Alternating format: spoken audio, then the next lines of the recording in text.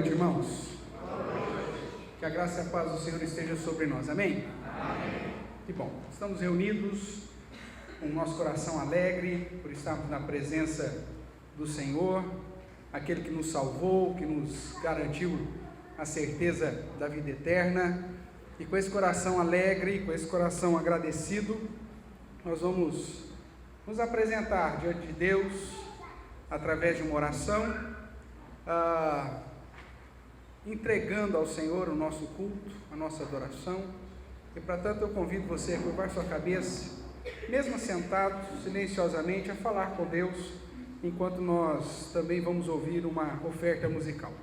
Oremos todos.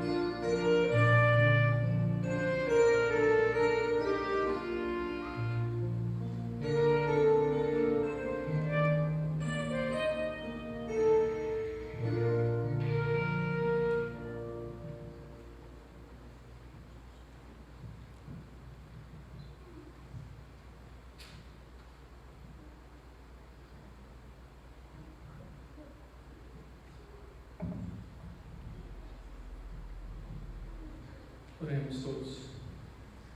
Pai amado, nós te damos graças a Deus, porque o Senhor é o Deus que governa e sustenta todas as coisas, ó Pai.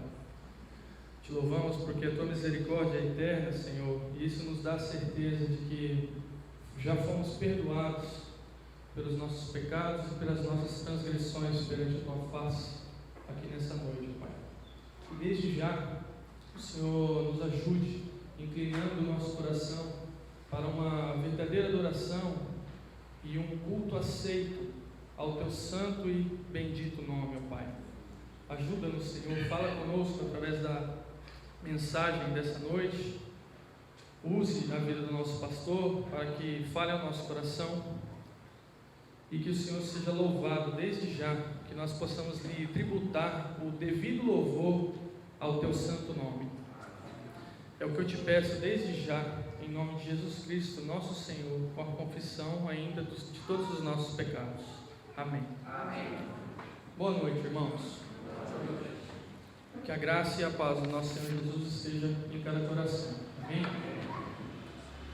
Eu convido os irmãos para abrirmos as nossas Bíblias na carta de Paulo aos Romanos, capítulo 8. Somente 2 versos nós vamos ler, verso 29 e verso 30.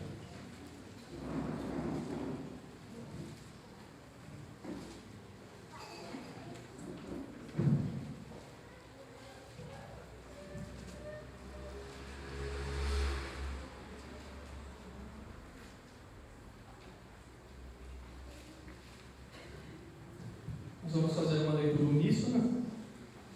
Todos acharam? Leiamos todos então o que diz a palavra do Senhor. Porquanto, aos que de antemão conheceu, também os predestinou para serem conformes à imagem do seu Filho, a fim de que ele seja o primogênito entre muitos irmãos. E aos que predestinou, a esses também chamou. E aos que chamou, a esses também justificou. E aos que justificou, a esses também glorificou. Amém. Irmãos, Paulo, quando escreve aos Efésios, no capítulo 3, no verso 11, ele diz que Deus tem um eterno propósito que estabeleceu em Cristo Jesus, nosso Senhor. E aqui em Romanos 8, 28, Paulo afirma que todos nós fomos chamados segundo esse propósito. Afinal de contas, o que significa isso? Muitos teólogos reformados chamam isso de o decreto de Deus.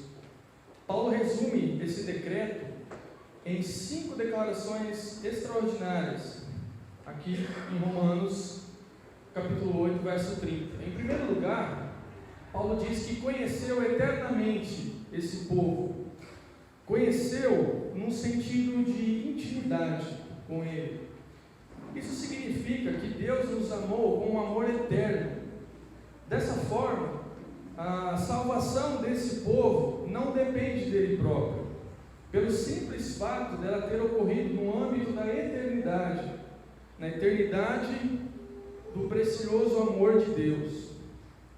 Em segundo lugar, esses que o Senhor conheceu intimamente, também os predestinou.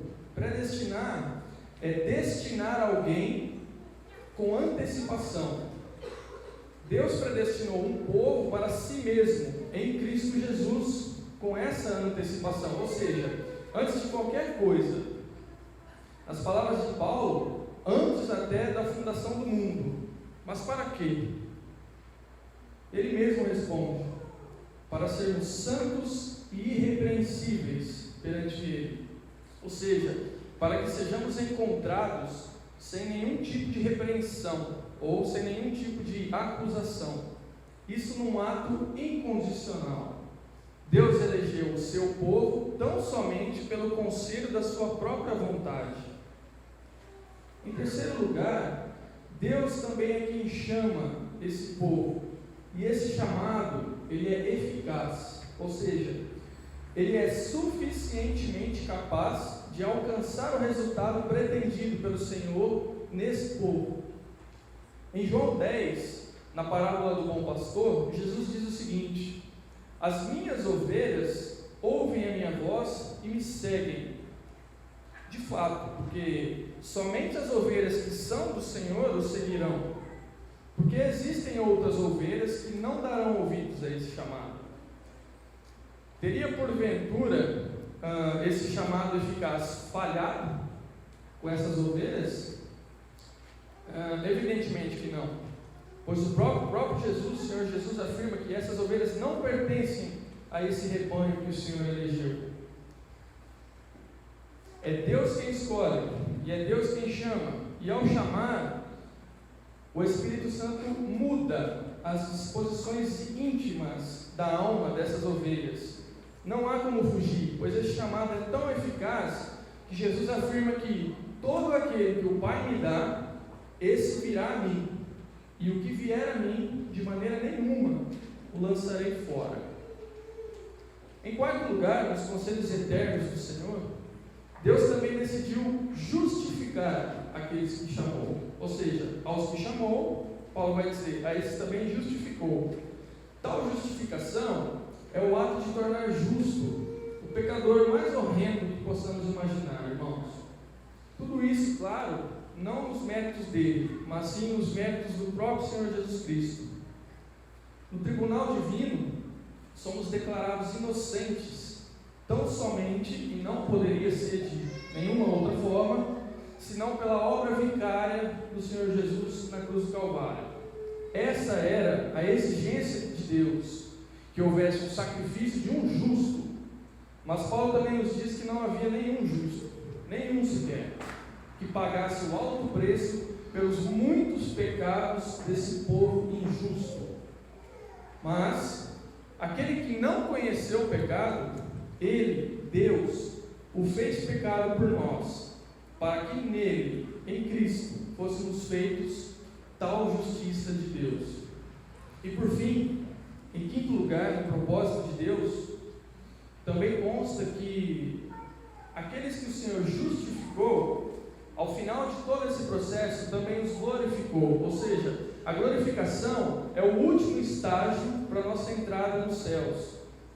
E até isso já está programado no propósito eterno de Deus. Vejam que ele coloca já tudo no passado, né? Já fomos glorificados pela ação de Deus. Irmãos, essa é a garantia da vida eterna em Cristo Jesus, né? Mesmo aqui na terra, nós podemos crer que um dia estaremos assentados perante o nosso Deus e Pai nos lugares celestiais. O eterno propósito de Deus nos revela que o céu já é uma realidade para os eleitos do Senhor, de um modo que o verdadeiro cristão não pode perder a sua salvação, porque ela é uma obra exclusiva da graça de Deus. E é nesse contexto em mente que Paulo ainda continua sua carta dizendo: o que diremos então, pois, a todas essas coisas? Se Deus é por nós, quem será contra nós? Aquele que não poupou o seu próprio Filho, antes por todos nós o entregou, porventura também não nos dará graciosamente com ele todas essas coisas? Quem tentará acusação contra os eleitos de Deus? Sendo o próprio Deus que os justifica, quem os condenará? Quem nos separará do amor de Cristo? Ele vai dizer.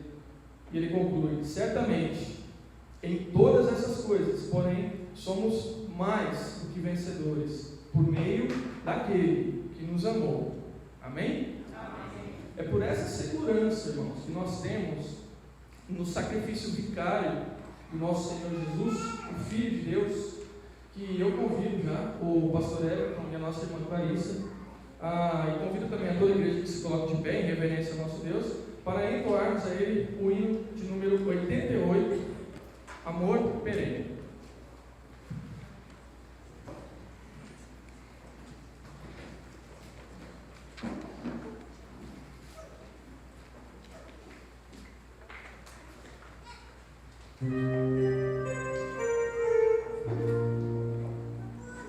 Amavas-me, Senhor, ainda cintilante, não irromper a luz, alma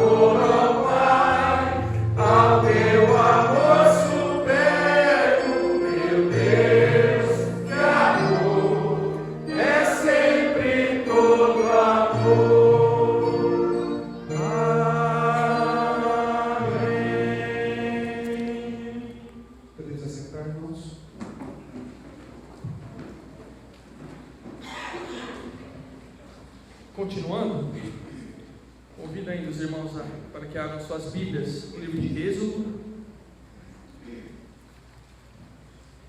capítulo 33. Eu vou ler e os irmãos acompanhem.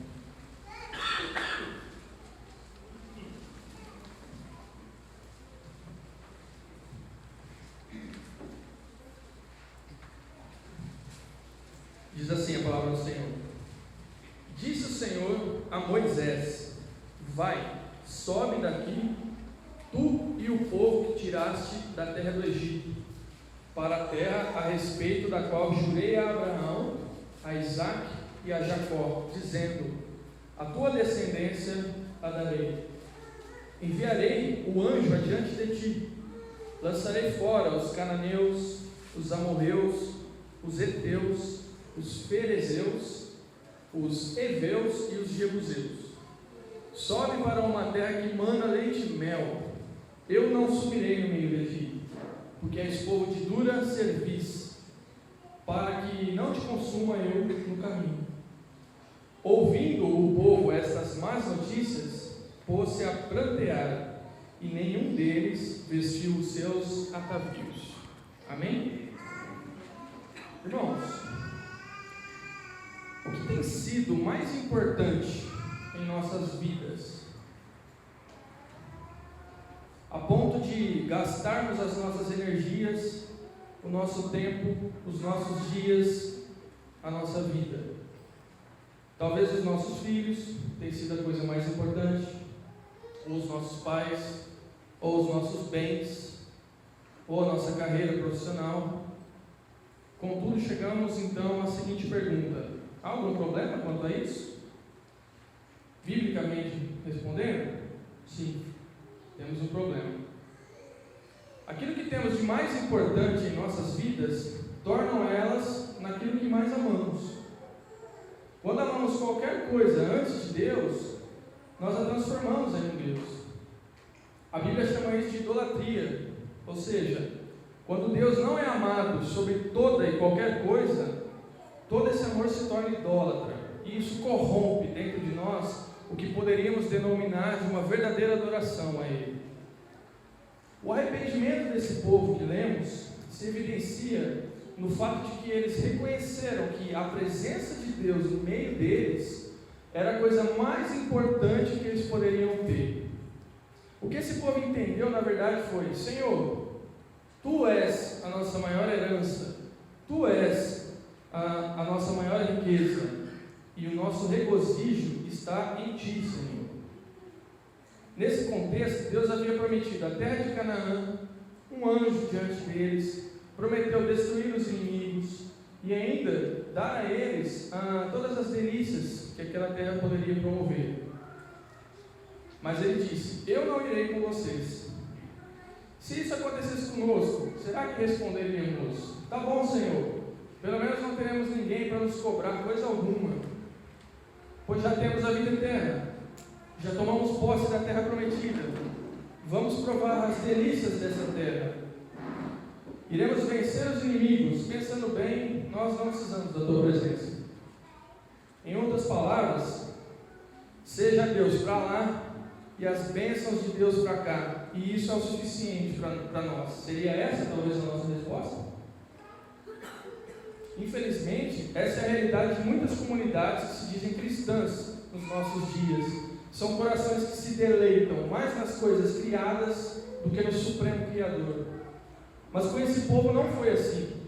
Quando Deus revelou que não iria com eles, encheu o coração deles de desânimo, a ponto de levá-los ao pranto. O texto vai dizer: esses homens e mulheres cujo coração havia sido despertado por Deus, compreenderam que não há nada mais importante do que amar ao Senhor e desfrutar da tua presença. Entenderam que as bênçãos de Deus, sem o Deus abençoador, não possuem valor algum. Trazendo para a nossa realidade, do que adianta para os cristãos se tornarem homens e mulheres bem-sucedidos em suas carreiras, com famílias agradáveis, possuir muitos bens materiais, mas se individualmente Deus permanece fora de todas essas coisas. A pergunta que nos leva ao arrependimento nessa noite é: Deus está verdadeiramente presente nas nossas vidas? Certa feita, um escriba perguntou para Jesus: qual é o principal, Senhor, de todos os mandamentos? Jesus respondeu: o principal é: ouve, ó Israel, o Senhor nosso Deus é o único Senhor. Amarás, pois, o Senhor teu Deus de todo o teu coração, de toda a tua alma, de todo o teu entendimento e com toda a tua força. Irmãos, ou nós demonstramos esse nosso amor a Deus agora, de todas essas formas, ou infelizmente ainda estamos seguindo o curso natural desse mundo, satisfazendo as vontades da carne, como Paulo nos alerta em sua carta aos Efésios, quando ainda estávamos mortos nos nossos delitos e também nos nossos pecados. Deus dotou cada um de nós com talentos e capacidades para glorificá-lo e para nós descansarmos nele. E Ele tem nos abençoado com saúde e com vigor. Ainda tem suprido todas as nossas necessidades básicas, aumentando assim a nossa responsabilidade. Porque quanto mais conhecimento quanto à vontade de Deus para as nossas vidas, certamente isso nos trará uma cobrança maior ao final dela. Portanto, deixemos de acumular mais pecados de omissão perante nosso Deus, pois estamos aqui semana após semana, mês após mês, ano após ano, e alguns décadas após décadas, aumentando assim o seu conhecimento sobre Deus. Isso certamente terá um peso maior nas vossas cabeças no dia do juízo. Que nós possamos nos arrepender, e que as palavras do salmista, quando diz no Salmo 42, assim como a coça anseia por águas, a minha alma anseia por ti, ó Deus. A minha alma tem sede de Deus, do Deus vivo. Que essa declaração do salmista, pelo ser de Deus, faça relembrar que nenhum deleite terreno deve ser mais importante do que a presença de Deus em nossas vidas. Amém? Portanto, irmãos, curvamos então as nossas cabeças em contrição e arrependimento a esse Deus maravilhoso, e após alguns instantes eu convido aquele irmão que está desejoso de fazer essa oração por mim e por toda a congregação, que levante a voz e ore por todos nós.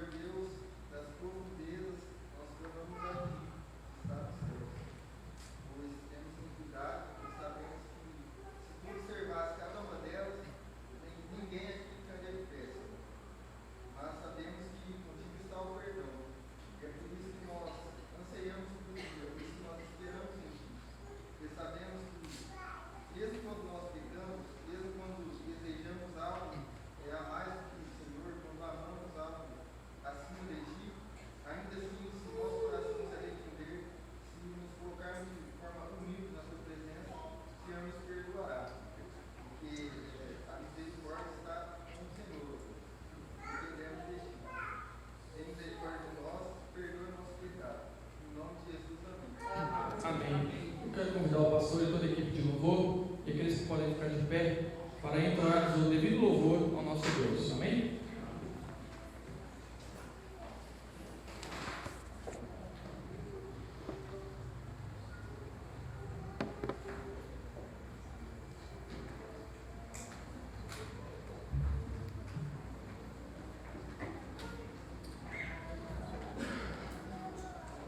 Irmãos, nós adoramos ao Deus grandioso, incomparável, que é digno de toda a adoração, Por isso, eu convido você a exaltar o nome do nosso Deus e declarar o desejo do seu coração, da sua alma, estar cada dia mais apegada ao nosso Senhor. Louvemos o seu santo nome.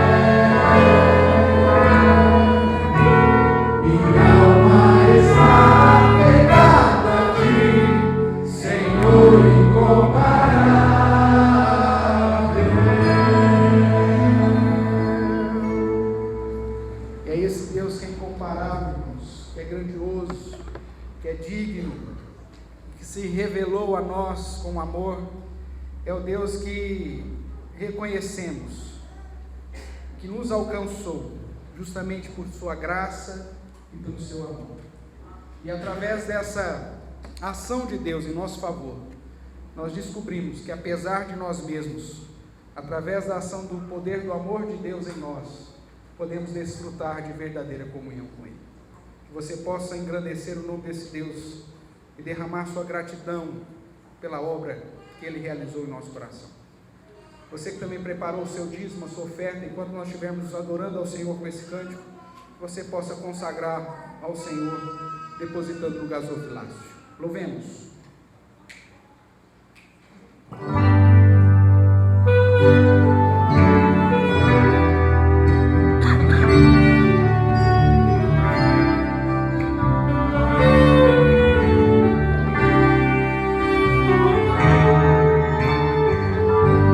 Senhor, eis-me aqui, vem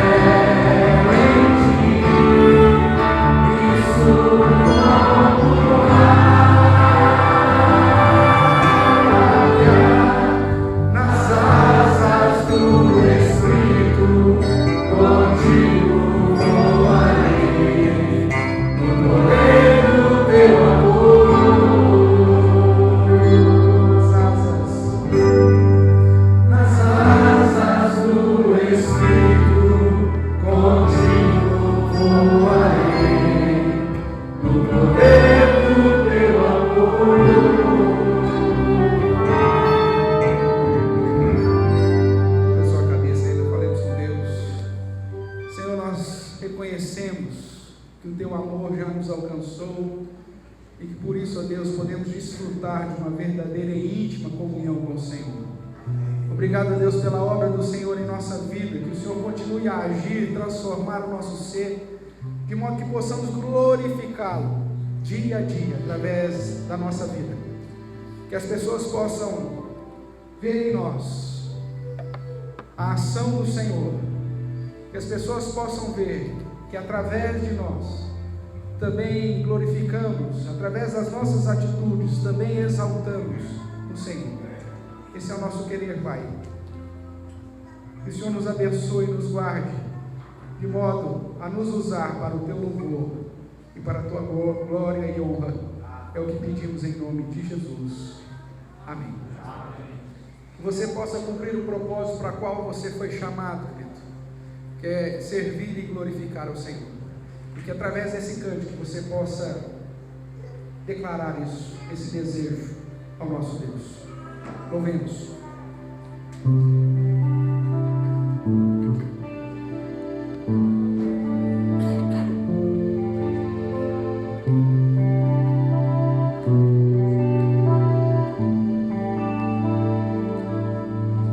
Cada vez que eu abri a minha boca,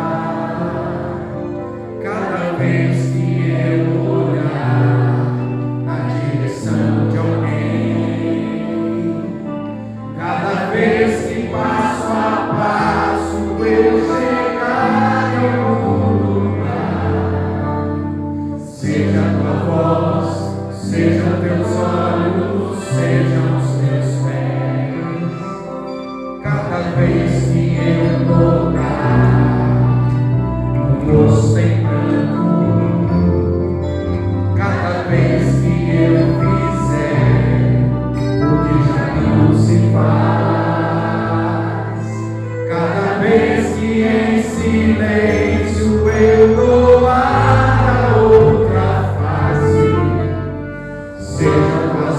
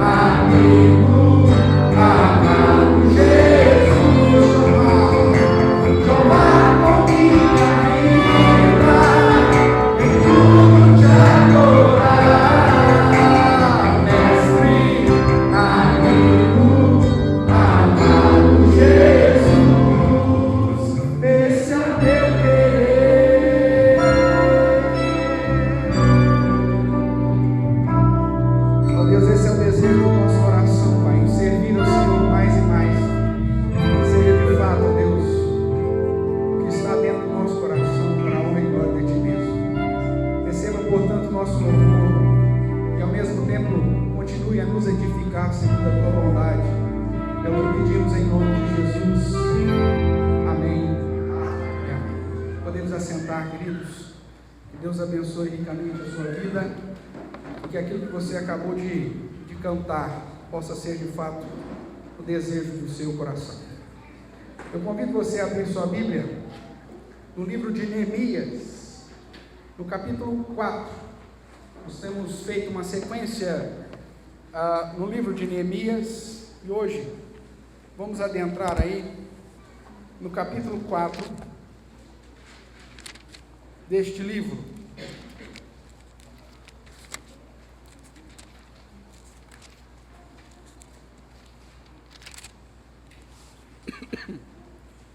Eu vou ler, os irmãos acompanham, eu vou ler alguns versos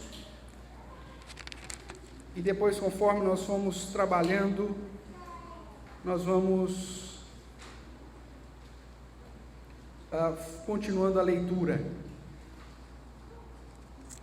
Nós vamos ler inicialmente do verso 1 até o verso de número 9. Diz assim: Tendo Sambalá ouvido que edificamos o muro, ardeu em ira e se indignou muito e escarneceu dos judeus. Então falou na presença dos seus irmãos e do exército de Samaria e disse: Que fazem esses fracos judeus? Permitir-se-lhes-á isso? Sacrificarão? Darão cabo da obra num só dia? Renascerão acaso dos montões de pó as pedras que foram queimadas? Estava com ele Tobias, o amonita, e disse: Ainda que edifique, vindo uma raposa, derribará o seu muro de pedra.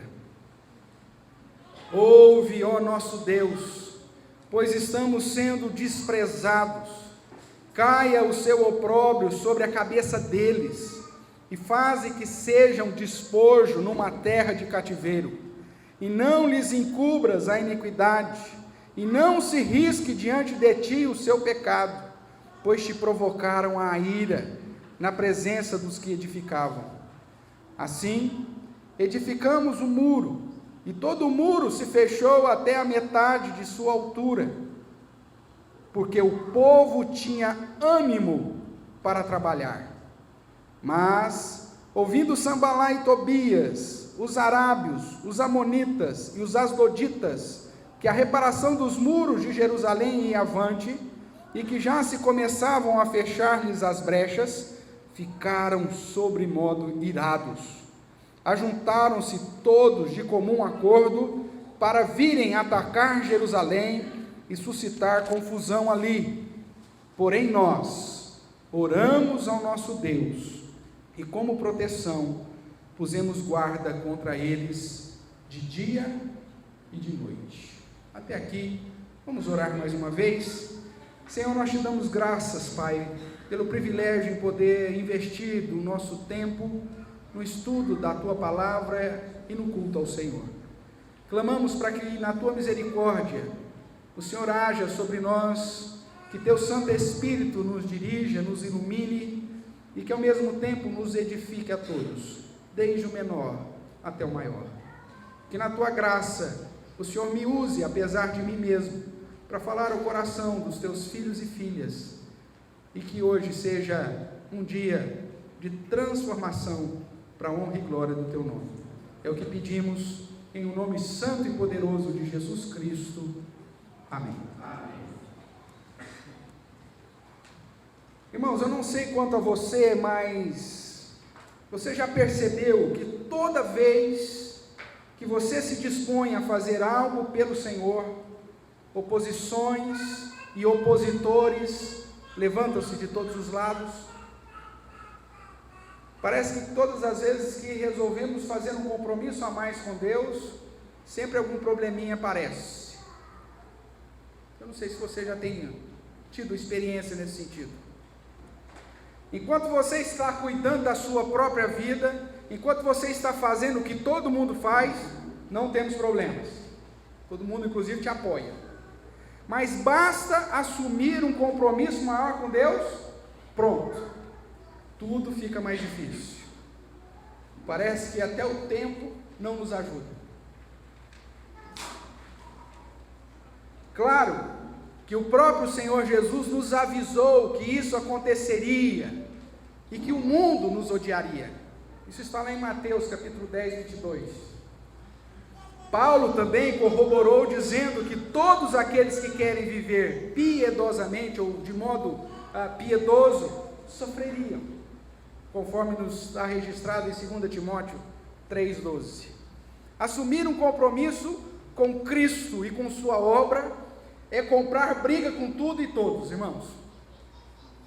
Assumir um compromisso de ser mais santo, um compromisso de ser mais fiel, um compromisso de ser mais atuante, um compromisso de fazer alguma coisa a mais pelo Senhor, é uma declaração de guerra contra tudo e todos. E às vezes, essa guerra se levanta até mesmo na nossa própria casa. Assumir uma postura com Cristo e em favor à sua obra gerará ameaças, gerará confrontos, escárnios e até mesmo a perseguição. Porém, irmãos, isso não nos deve abater. Muito pelo contrário, deve nos impulsionar a trabalhar ainda mais pelo Senhor que nos salvou. Essa deve ser a postura de um crente verdadeiro. No livro de Neemias, vemos que o povo que havia se disposto a servir e fortalecido as mãos para a boa obra, o mesmo povo que trabalhou de modo unido, com organização e praticidade, como vimos a semana passada, também foi alvo do confronto dos inimigos de Deus.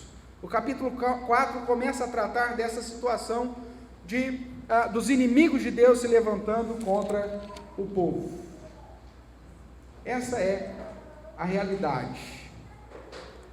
Certamente, quando você assume um compromisso com Deus e sua obra, isso pode suscitar um ataque daqueles que não querem ver o nome de Deus ser glorificado através da sua vida.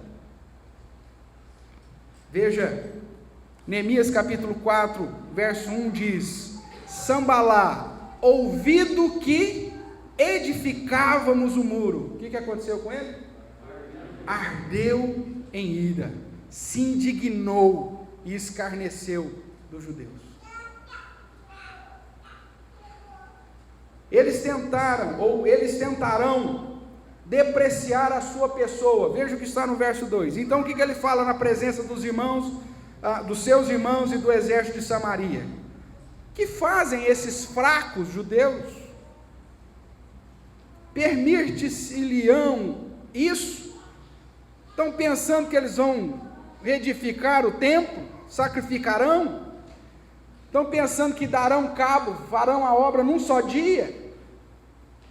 Renascerão acaso dos montões de pó as pedras que foram queimadas? Ou seja, eles vão tentar ou tentarão depreciar a sua pessoa. Você é fraco. Você pensa agora que você é santo para servir a Deus? Você pensa agora que só porque começou a frequentar uma igrejinha qualquer, você agora é alguém chamado por Deus? Eles vão tentar depreciar aquilo que você é. Se isso não der certo, eles vão começar a depreciar e escarnecer daquilo que você faz. Veja o verso 3.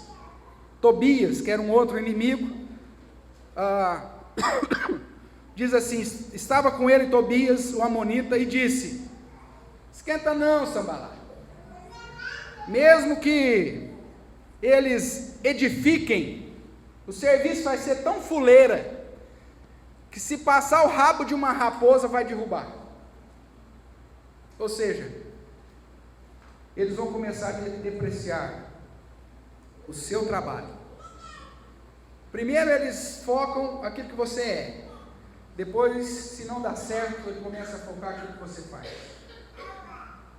Está querendo servir um pouco mais a Deus? Você acha que você tem competência para isso?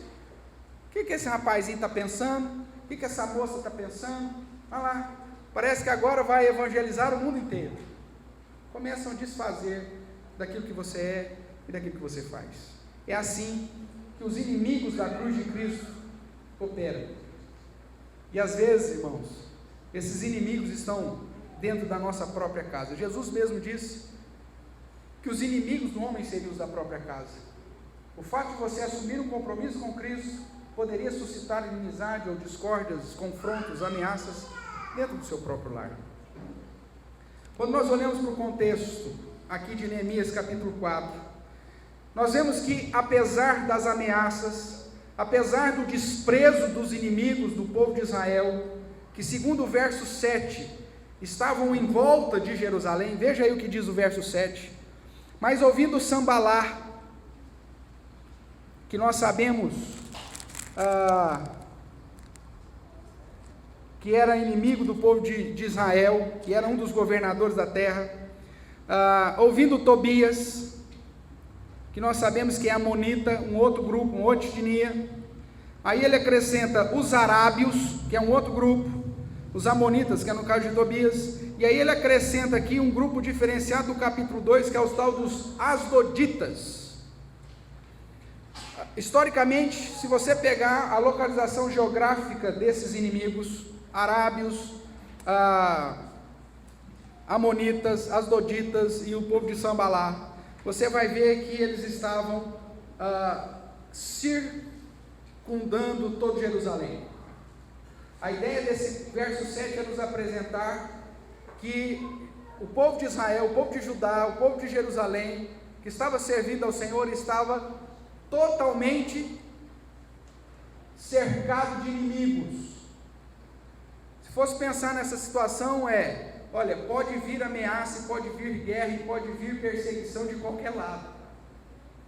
E é mais ou menos assim que acontece quando você assume um compromisso com Deus. Sua família às vezes vai te questionar, os amigos de trabalho vão te questionar, as pessoas que estão em volta de você por todos os lados vão ser instrumentos para questionar e ameaçar e escarnecer no seu compromisso de assumir um propósito maior com Deus. Quando nós olhamos no verso 11, nós vemos qual que era o objetivo deles. Vamos caminhar um pouquinho. O verso 11 diz assim: disseram, porém, os nossos inimigos, nada saberão disso, nem verão, até que entremos no meio deles e os matemos. Assim, qual que é o objetivo que está escrito aí? Faremos cessar a obra. As pessoas vão se levantar, vão começar a escarnecer daquilo que você é, escarnecer daquilo que você faz, com o único objetivo de matar a sua fé, e com o único objetivo de fazer você parar a obra para a qual Deus te chamou. Esse é o objetivo. E isso muitas vezes, irmãos, conduz o povo de Deus, inclusive você, a questionar a respeito da sua fé. Conduz a você gerar dúvidas no seu coração. Será que é isso mesmo?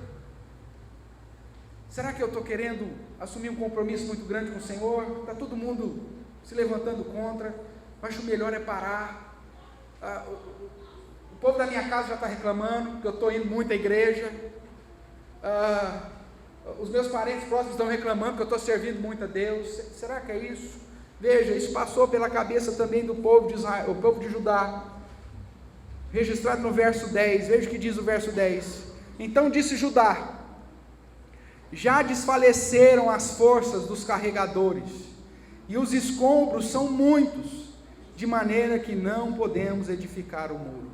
O povo começou a desanimar, o povo começou a se questionar, dúvidas começaram a surgir no coração. Será que é isso mesmo? Será que nós temos que comprar briga com os inimigos que estão cercando Jerusalém inteiro? Será que eu tenho que comprar briga para continuar servindo ao Senhor? Será que vale a pena eu criar uma situação desconfortante dentro de casa? Será que vale a pena eu assumir um compromisso com Deus e ficar ouvindo meu pai falar que isso não vai dar em nada? Será que vale a pena eu assumir um compromisso com Deus e ficar ouvindo meu cônjuge falando que eu amo mais a Deus do que ele? Que eu estou ficando mais na igreja do que em casa? Será que vale a pena tudo isso? Olha, eu estou cansado, os escombros são muitos, Eu acho que não vamos dar conta. Porém, irmãos, no coração do líder e no coração de grande parte do povo, havia uma postura de confiança. Confiança que é expressada na oração imprecatória de Neemias. Os inimigos começaram a ameaçar o povo, a escarnecer, a desprezar. Neemias não se abate. Neemias ora a Deus e diz assim: Senhor, pesa a mão. Não perdoa não, Pai. Porque eles estão querendo me desanimar. Eles estão querendo me afastar da tua obra. Eles estão querendo que o propósito do Senhor não seja cumprido. É lógico que eu não quero te incentivar a fazer nenhum tipo de oração imprecatória. É um negócio muito complicado, teologicamente muito profundo. Mas Neemias fez. Neemias chega e diz assim: ouve, ó nosso Deus, pois estamos sendo desprezados. E aí ele pede: caia o seu opróbrio, a sua vergonha sobre a cabeça deles.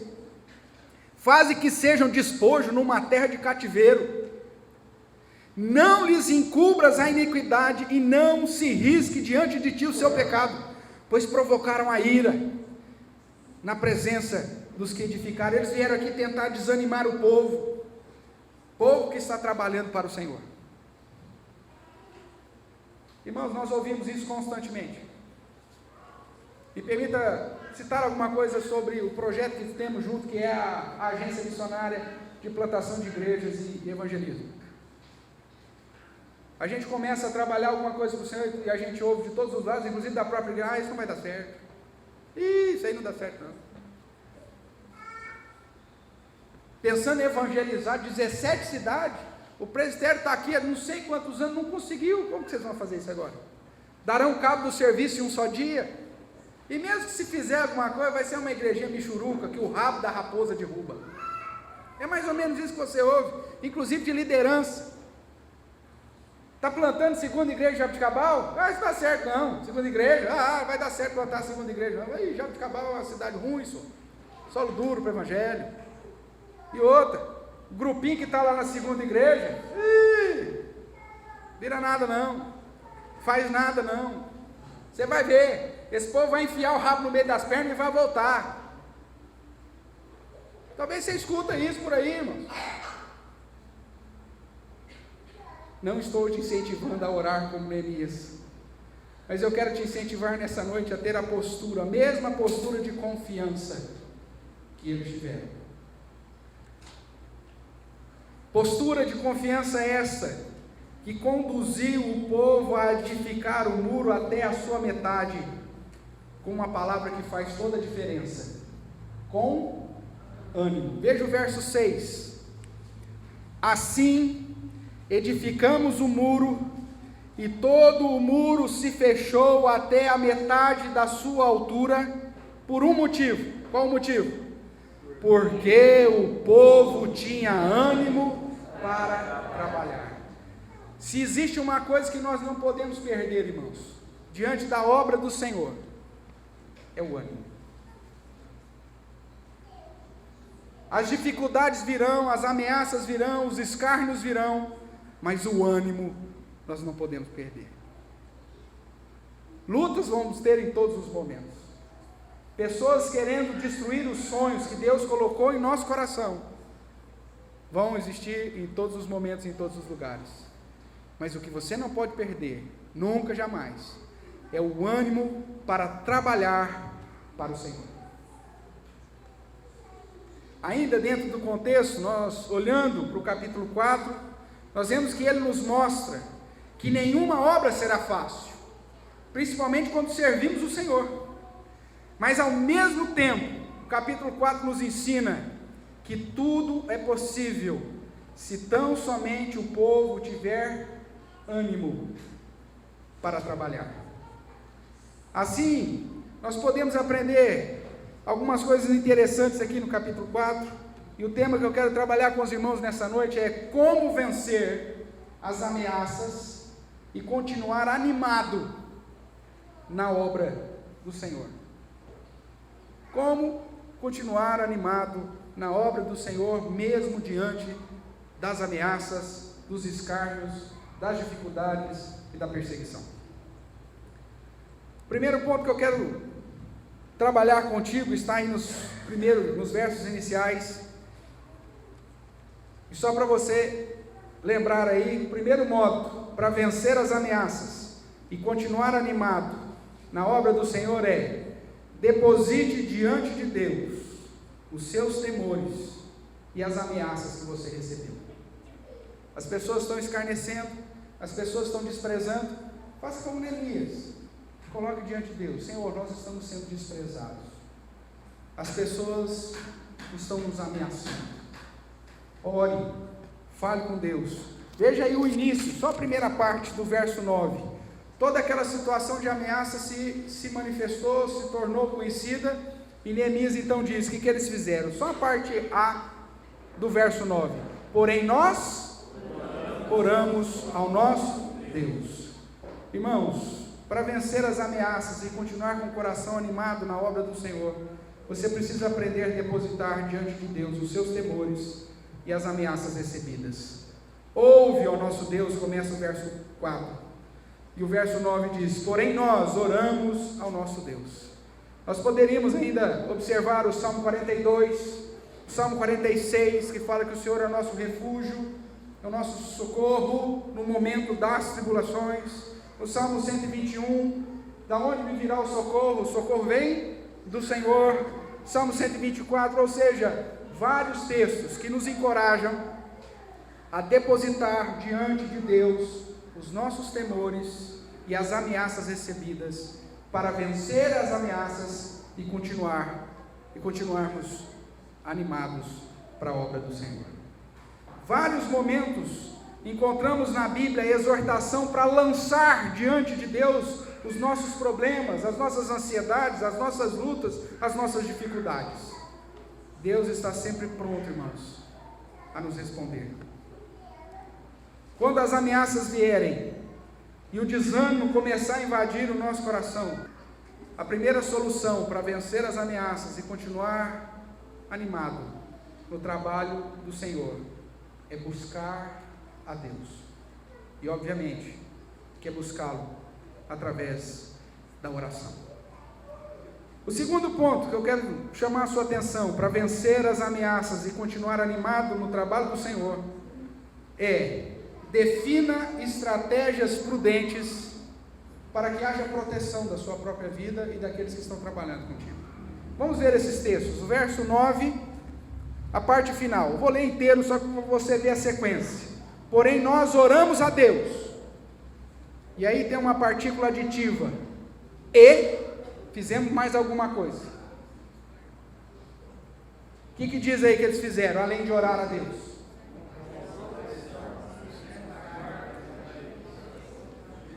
Como proteção, pusemos guarda contra eles, de dia e de noite. Eis aqui uma estratégia prudente para gerar proteção e permitir que o povo continuasse animado no trabalho. Irmãos, tem muitos cristãos que pensam que diante das ameaças devemos simplesmente orar. Mas toda a palavra de Deus nos chama a atenção para o fato que devemos sempre orar, adicionando mais alguma coisa. Jesus mesmo nos exorta dizendo: vigiai e orai. Por que ele não diz simplesmente orai? Porque a oração desassociada de uma ação é simplesmente jogar a bola para Deus e ficar sem fazer absolutamente nada e lançar a responsabilidade que muitas vezes cabe a nós nas costas do Senhor. Deus exige que demonstremos humildade, que demonstremos dependência, necessidade dEle, mas ao mesmo tempo que assumamos um compromisso de fazer o que precisa ser feito. Veja ainda no capítulo 4, do 13 em diante, o que ele fez? Observe aí do 13 ao 16.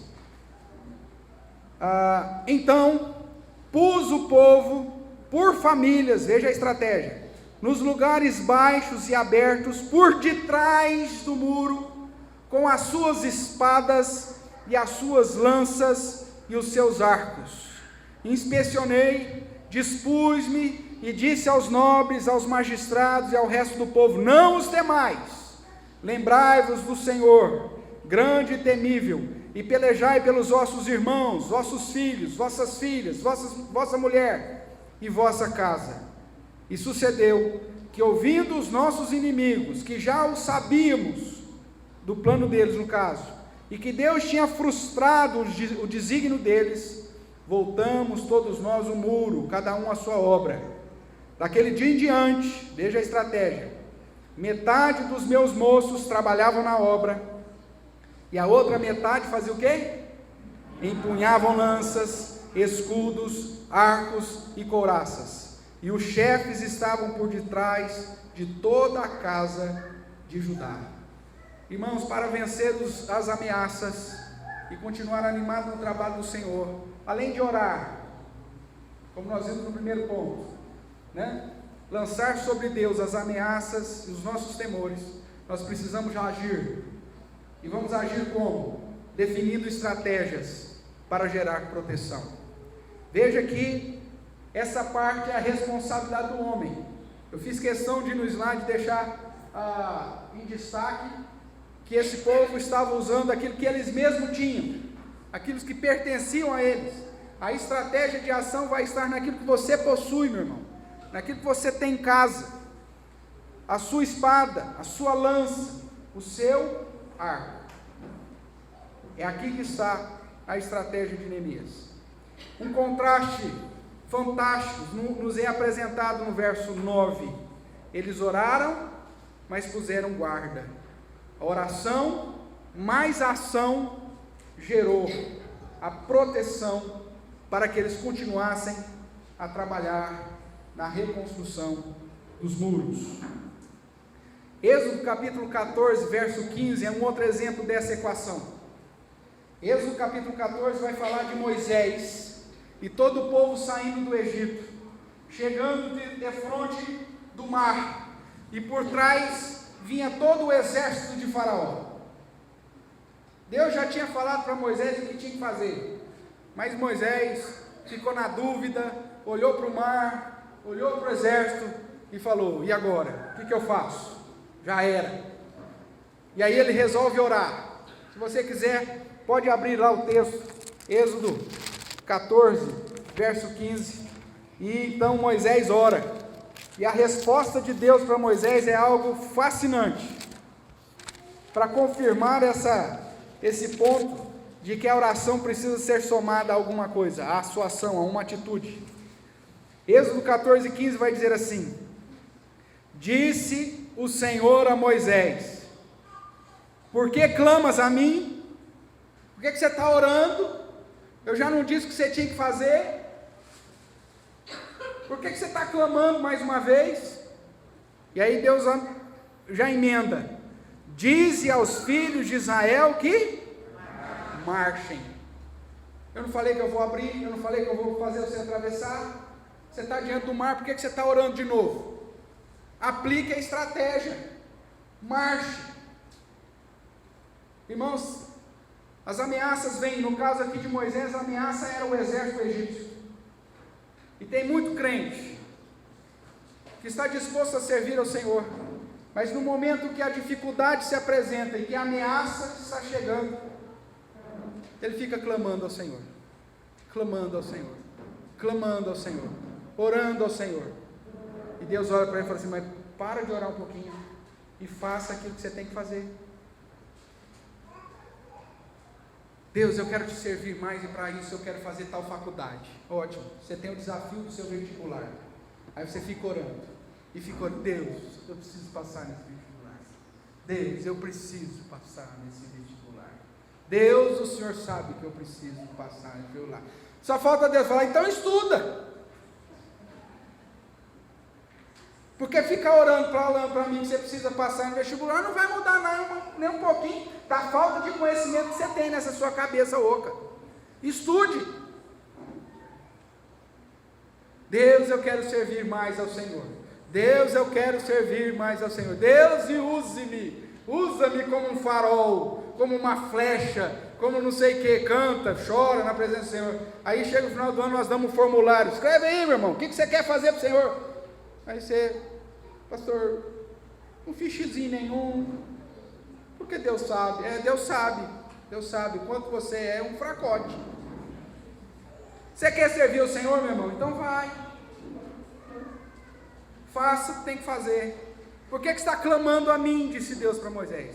Marche, diga ao povo que marche. Foi a postura que Neemias teve. Nós vamos orar a Deus, porque a ameaça se levantou, mas nós vamos colocar guarda.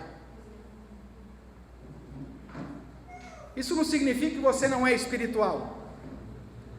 Orar e colocar guarda significa que você é espiritual e ao mesmo tempo é prudente.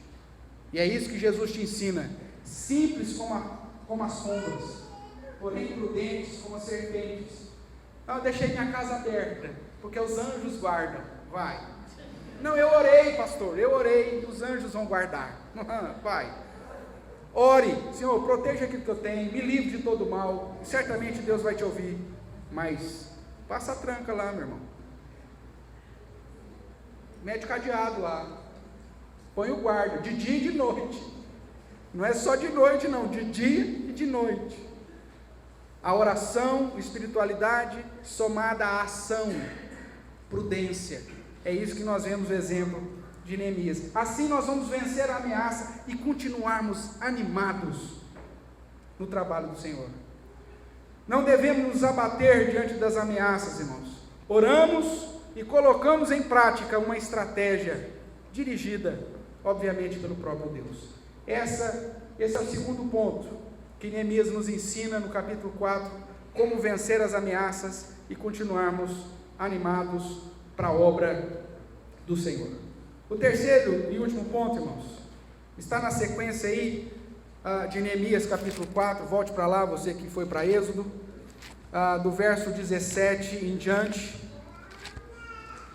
que vai nos ensinar que para vencer as ameaças e continuarmos animados no trabalho do Senhor, além de depositar diante de Deus os nossos temores e ameaças, além de suscitar uma estratégia prudente para gerar proteção, você precisa se dispor a fazer um pouco mais para o Senhor. Todos os momentos que surgem ameaças, o povo vai ter que trabalhar um pouquinho mais. Todos os momentos na história em que as dificuldades, as ameaças se apresentam, é exigido do povo que invista um pouco mais para a honra e glória do Senhor. Veja o que diz a partir do verso 17.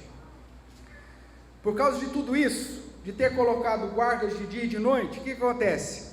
Os carregadores, que por si mesmo tomavam as cargas, veja, o carregador, irmãos, era aquele cara que era o dono da carroça. O que o dono da carroça fazia? Ia até a pedreira, tinha lá os funcionários da pedreira, cada um ia lá, punha as pedras, a madeira, tal, e o carreteiro aqui, o que ele fazia? O carregador, só carregava, é igual aqueles senhores que tem caminhão de mudança, ele só dirige o caminhão. Você aluga lá um caminhão fazer uma mudança, você fala assim, eu sou o motorista, eu não carrego uma pena, aí você tem que chamar o vizinho para ajudar. Era assim os carregadores, eles só faziam o transporte do material, mas por causa da situação, o que acontece? Eles começaram a tomar por si mesmos as cargas, tiveram que fazer um pouco mais, irmãos. Nós precisávamos de gente para proteger os muros, então muita gente dessa turma que ajudava a carregar não podia mais carregar, está lá protegendo, então o próprio carregador pegava por si mesmo a carga. O que mais? Cada um com uma das mãos, esse aqui é fantástico, cada um com uma das mãos fazia a obra, e com a outra fazia o quê? Segurava a arma. Em momentos de ameaça, todo crente tem que fazer um pouquinho mais. Em momentos de luta, de dificuldade, de começo, o crente tem que fazer um pouco mais, porque aí a gente consegue vencer as ameaças e continuar animado no trabalho do Senhor. Veja que mais, verso 18: os edificadores, cada um trazia a sua espada à cinta. Estava ali trabalhando, mas estava armado. E assim edificavam. E os que tocavam a trombeta estavam junto de mim. Disse eu aos nobres, aos magistrados e ao resto do povo: grande e extensa é a obra, e nós estamos no muro muito separados, longe uns dos outros, no lugar em que ouvirdes o som da trombeta, para ali acorrei a ter conosco, e o nosso Deus pelejará por nós. Veja, a confiança assomada à estratégia e fazendo alguma coisa a mais. Vocês estão trabalhando naquele lado, ouviu a trombeta desse lado, deixa tudo e vem acudir, faça um pouco mais. Verso 21: assim trabalhávamos na obra, metade empunhava as lanças, desde o raiar do dia até o sair das estrelas. Também nesse mesmo tempo disse eu ao povo: cada um com seu moço fique em Jerusalém, para que de noite nos sirvam de guarda, e de dia faça o quê? Trabalhe. Em momentos de ameaça, em momentos de lutas, em momentos de dificuldades, para vencermos tudo isso e continuarmos animados, é preciso fazer sempre um pouco mais. O que mais? Verso 23: nem eu, nem meus irmãos, nem meus moços, nem os homens da guarda que me seguiam, largávamos as nossas vestes, e cada um se deitava com as armas à sua direita.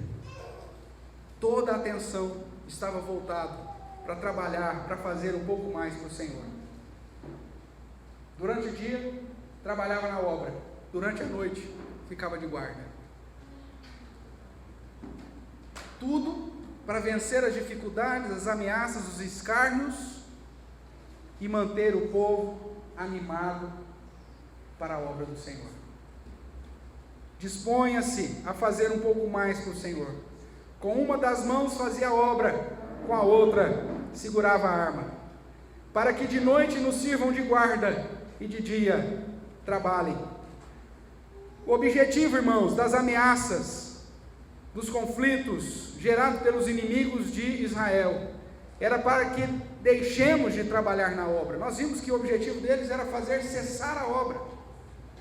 Quando as pessoas tentam te desanimar de vir à igreja, quando as pessoas tentam desanimar que você assuma um compromisso a mais com Deus, o objetivo delas é que você se torne como elas, pecadoras, longe de Deus, distantes do Senhor, sem o privilégio de servir ao Senhor. Eles vão te convidar para a festa, justamente no horário do culto. Eles vão te chamar para atividades, justamente no momento que tem trabalho do Senhor, ou quando você tem uma atividade para desenvolver para o Senhor. O objetivo deles é cessar a obra que você está fazendo para Deus.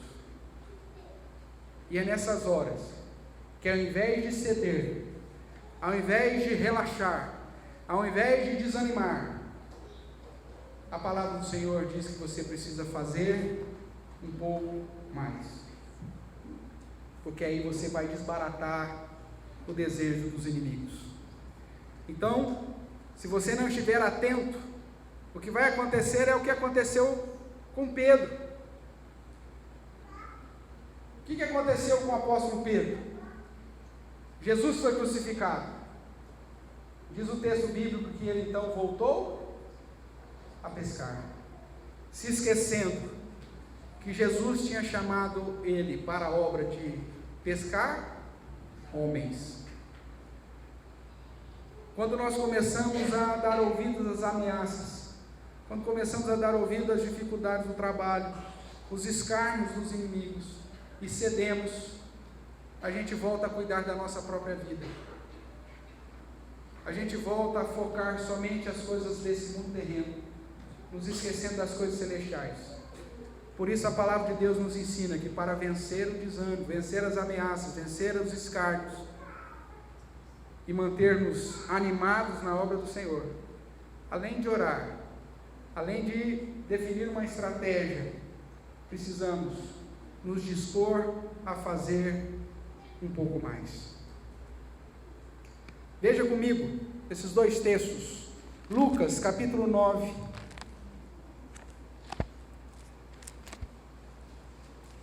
verso 62.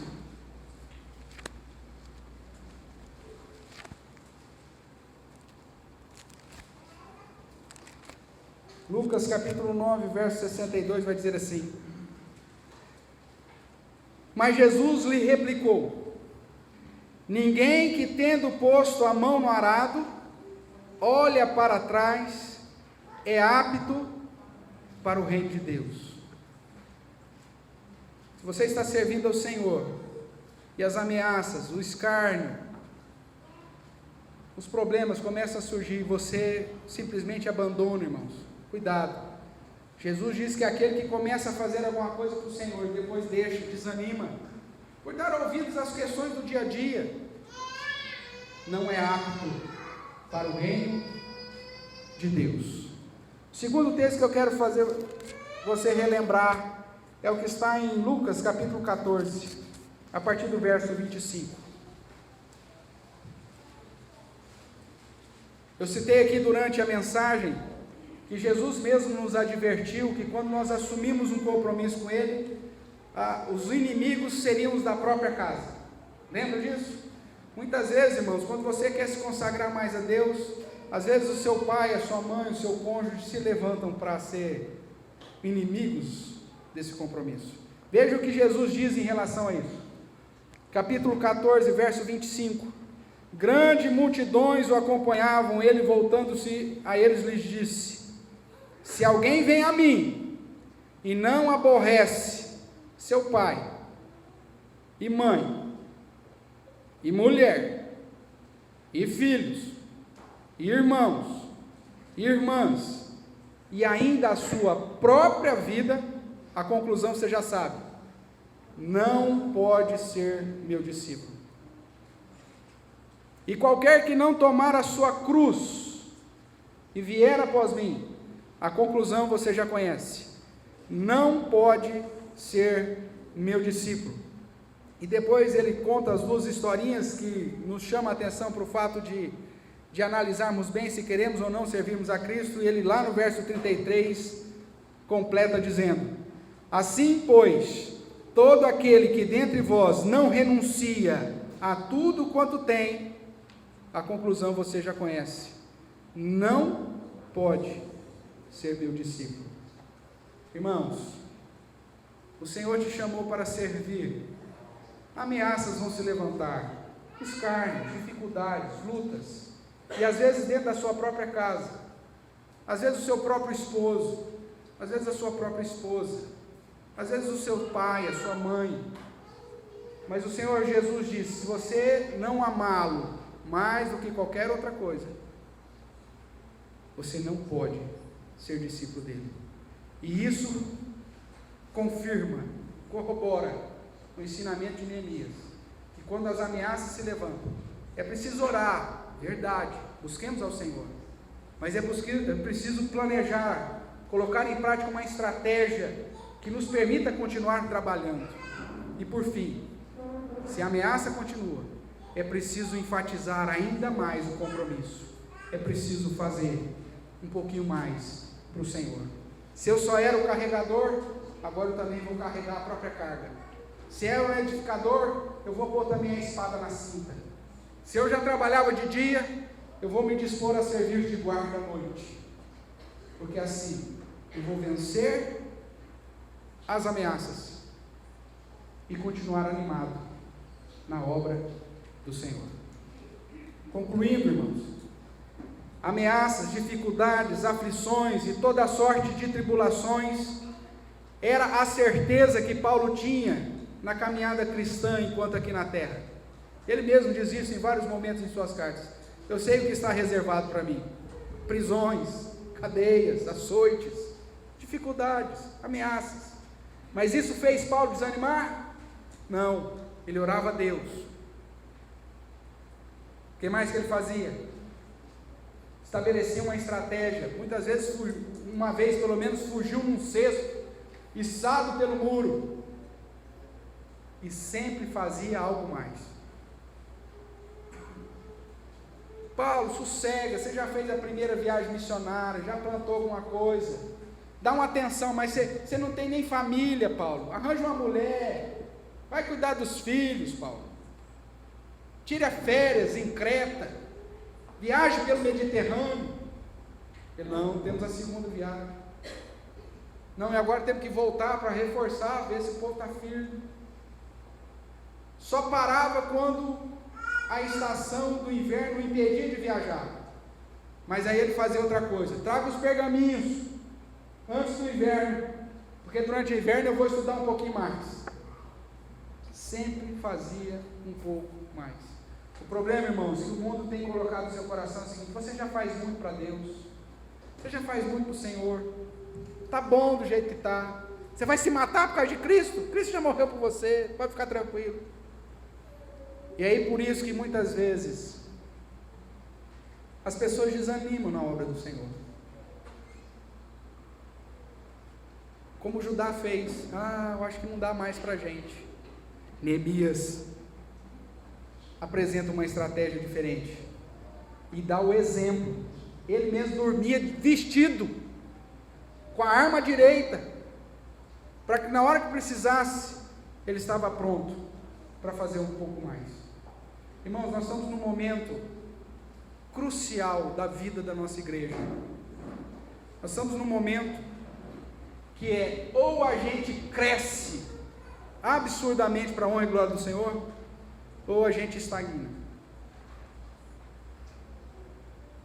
É o momento de orarmos, é o momento de definirmos uma estratégia, mas é o momento de fazer um pouquinho mais.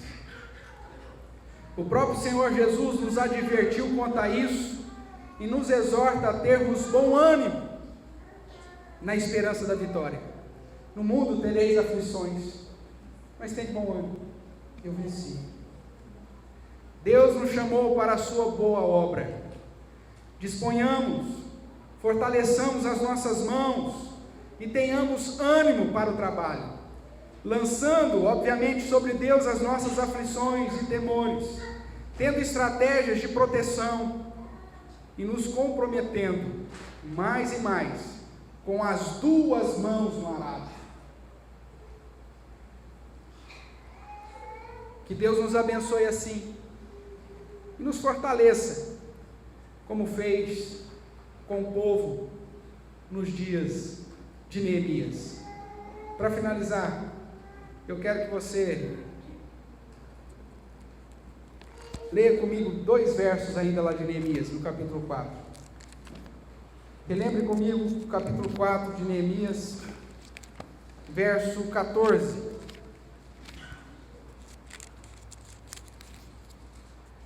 A parte B. Neemias capítulo 4, verso 14, a parte B. A partir do verso lembrai, ou do verbo lembrai, ele diz: lembrai-vos do Senhor, grande e temível, e pelejai pelos vossos irmãos, vossos filhos, vossas filhas, vossa mulher e vossa casa. Como é gostoso ter o privilégio de estar na casa do Senhor, irmãos. Mas devemos trabalhar um pouco mais para que esse privilégio seja também para os nossos filhos, para os nossos netos. Para isso, ore a Deus, faça uma estratégia de serviço e disponha a fazer um pouquinho mais. Capítulo 4, verso 20. A parte final do verso diz: o nosso Deus pelejará por nós. Pode se levantar o maior escárnio, a maior ameaça, a maior dificuldade, se você tão somente lutar por você, pelos seus irmãos, pela sua família, pelos seus filhos, sabendo que Deus é quem peleja por nós. Certamente teremos o ânimo para continuarmos no trabalho do Senhor. Que Deus nos abençoe.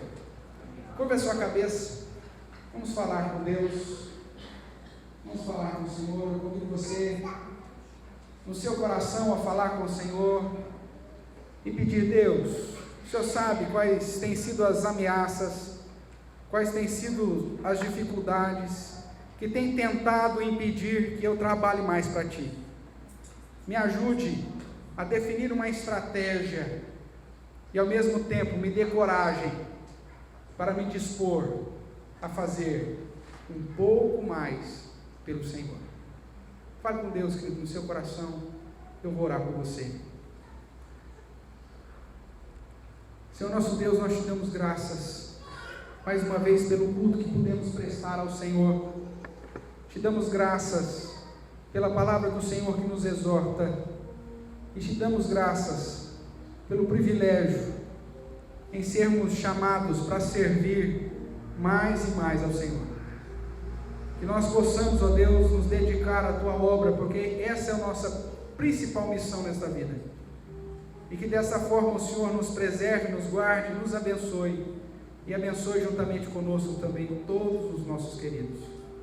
Que de fato, ó Deus, o Senhor peleja por nós, e que assim, na proteção do Senhor, sabendo que o Senhor é quem vai adiante de nós, possamos confiantemente vencer todas as ameaças e continuarmos animados para o trabalho do Senhor. É o que nós lhe pedimos, Pai, em nome de Jesus Cristo. Amém. Em consagração, irmãos, ao que ouvimos nesta noite, eu convido vocês, aqueles que podem, a se colocarem em pé e juntos louvarmos com o hino 315, Serviço do Crente. Aqueles que podem, coloquem-se em pé e louvemos ao Senhor em consagração.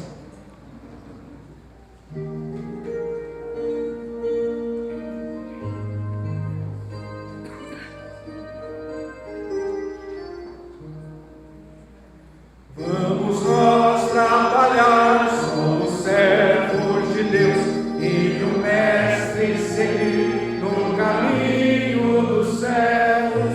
Seu conselho, vigor renovar, diligentes fazendo o que Ele ordenar, no labor sem cessar, a servir a Jesus com amor e fé e com oração, até que volte o bom Senhor.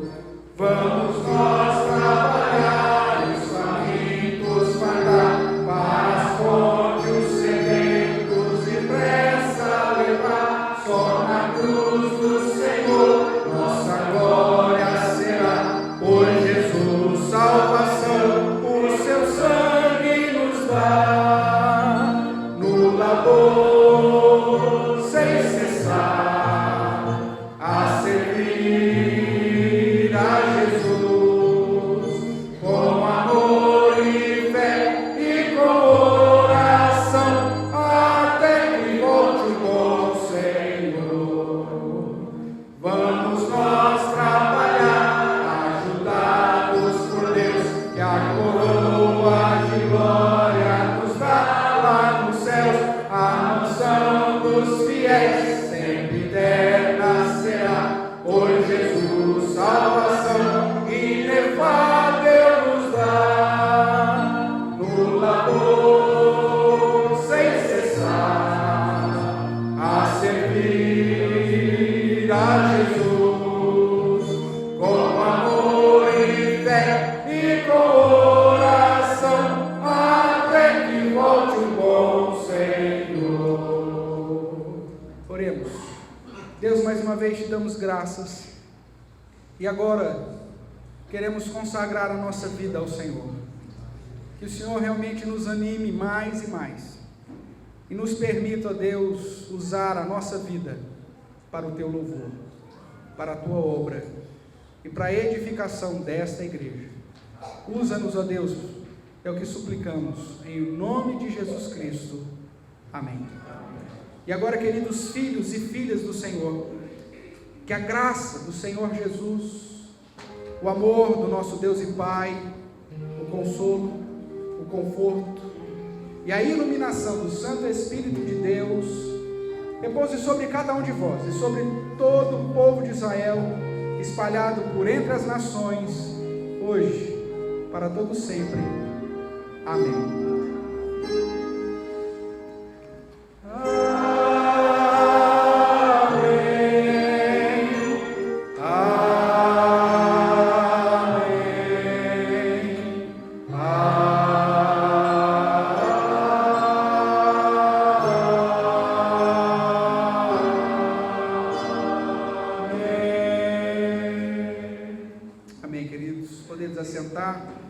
Nosso culto chegou ao final.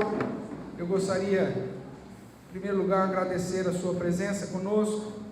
Hoje, presença do presbítero Dimas, meu sogro, Dona Áurea, minha sogra, também o diácono Paulo, Rose, muito obrigado. Deus abençoe ricamente a vida dos irmãos e todos os demais que já são de casa.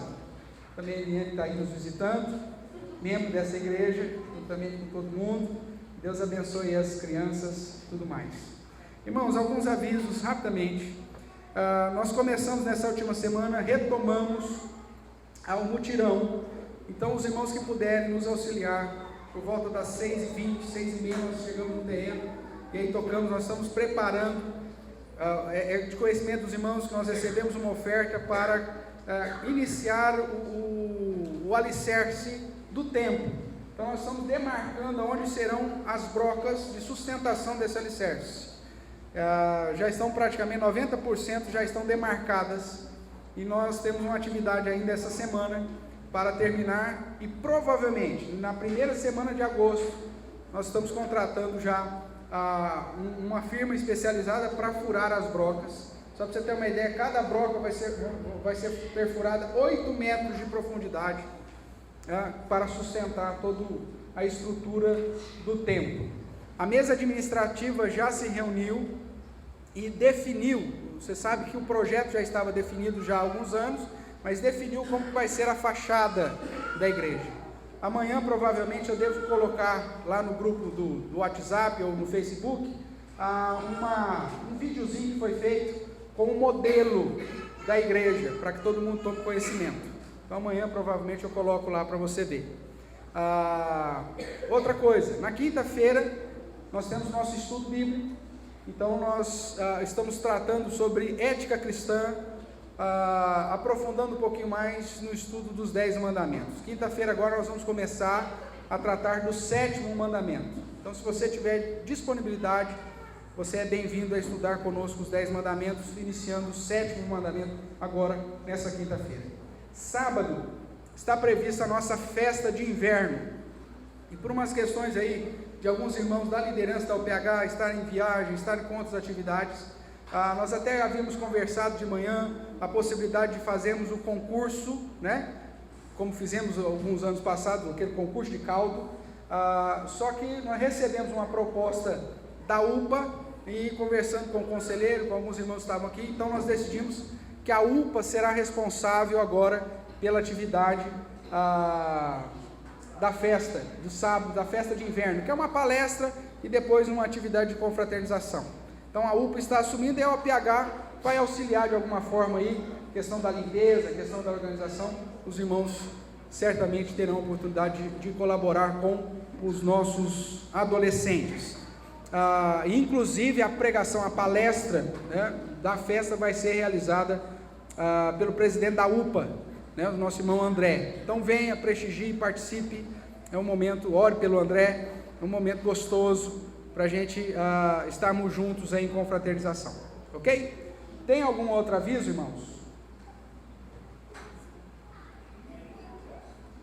Pode falar mais alto. O Dia dos Adolescentes. Nós vamos ter uma apresentação, isso. Mas antes, tem a Bíblia, né? Já foram compradas, irmãos, as Bíblias que vão ser doadas para as crianças dos educandários, dos orfanatos aqui da cidade. A nossa irmã Luciane, que está já à frente disso, ela vai ver a possibilidade, qual a data mais provável, e ela vai passar essa data para a gente, para quem tiver interesse de estar junto lá nesse momento, entregando a Bíblia para as crianças, os adolescentes, a gente possa fazer uma caravana e estar lá prestigiando também as crianças nesse momento da distribuição ou da doação das Bíblias. Então esteja atento a isso. Eu vou pedir mais um minutinho da sua atenção, porque hoje comemora-se o Dia Nacional dos Adolescentes dentro da Igreja Presbiteriana. Eu quero chamar aqui o Luizinho e a Dani, que são os conselheiros, e quero chamar também todos os adolescentes para que venham aqui à frente.